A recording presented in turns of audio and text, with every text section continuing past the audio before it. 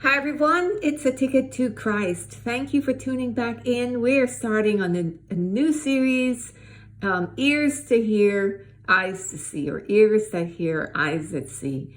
And why we're looking at that, and I just think about that the Lord always, throughout the Gospels and here in the book of Revelation to the seven churches, He kept on saying, he that hath an ear, let him hear.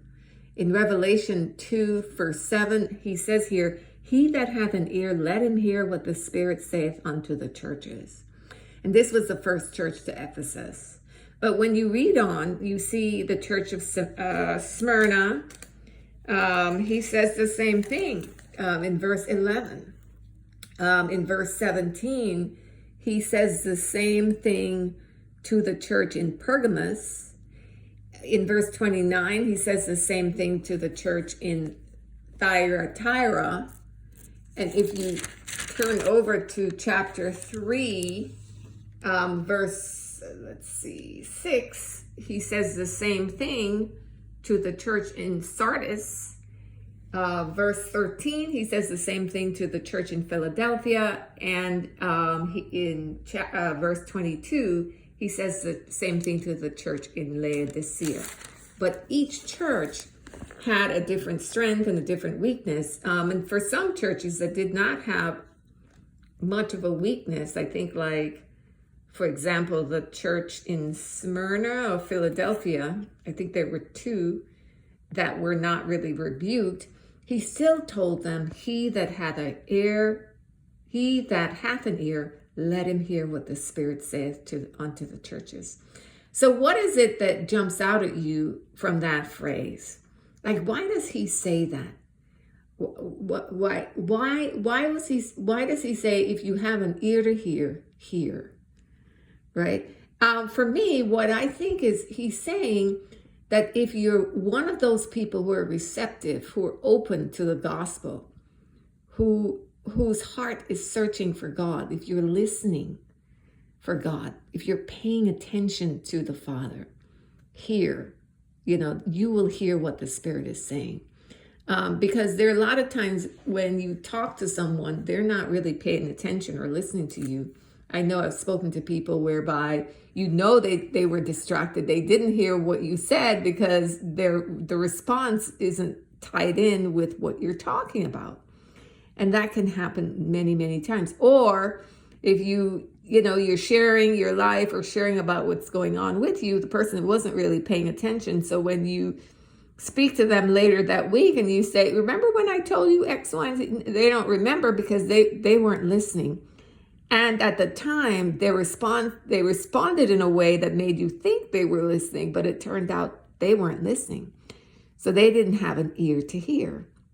And so I think about it in that way. It's not only reading the Word of God, not only believing, but really listening, really paying attention. How you listen, how you hear, right? So if you're the type of person who is receptive, who is open, who can hear the Spirit, hear Him. And not only hear him, it says to him that overcometh, right? Will I give thus and so. So for each church, they got a different reward based on what it was that God had in store for that particular task that they had to overcome, or that particular circumstance, or whatever it is that was for them to overcome. And you see the uniqueness in each congregation as a result of the different rewards that they got. But for each one, they all were told to overcome. And so for this series, we're going to be looking at having an ear that can hear, right? Developing that spiritually, making sure that we have ears to hear and even eyes to see, right? And by that, it doesn't mean that you're seeing things, but I think that you're able to, if you're a bit more of a visual person, you're able to picture, because a picture is worth 1,000 words, what it is that the Word of God is speaking to you, to your heart. And the whole focus on of this is just being discerning of the season and time that you're in, that I'm in, that we all are in, right?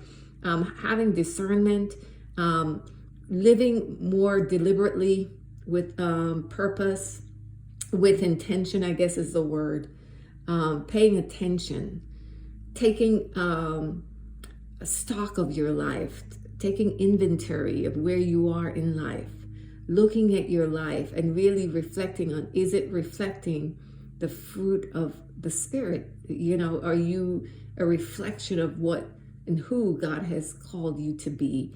And it's not so much that you're going to be doing, you know, these quote unquote great and amazing things for some people. For example, Mary, Jesus's mother, never did anything other than give birth to Jesus, in the sense of, we don't hear much of Mary after Acts chapter 1, right? You don't see any, you know, major feats that Mary did.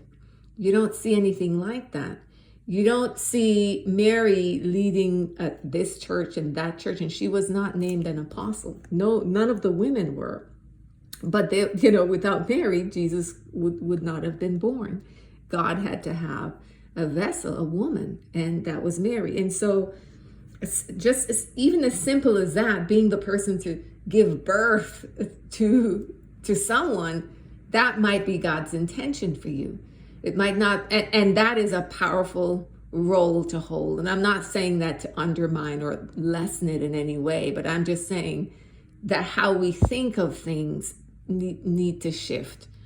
How we perceive an important role or important destiny, it needs to shift, because people don't think of someone who gave birth to someone as someone who did something great, but we all look at Mary and say that was a great woman. That's one example.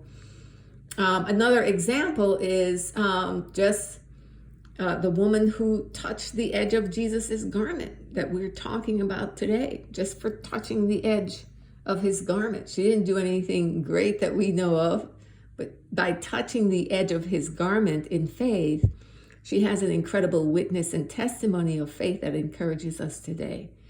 And so she fulfilled an important witness, an important role with her life through that one act, through that one witness. And so that, you know, having ears to hear and eyes to see, it can bring about a shift in how we think about our lives and how we think about the lives of those around us and those that we interact with on a day-to-day basis. And I just think that is the most important thing that we can do, is interact with one another, interact with love, interact in faith, and bring the faith to one another.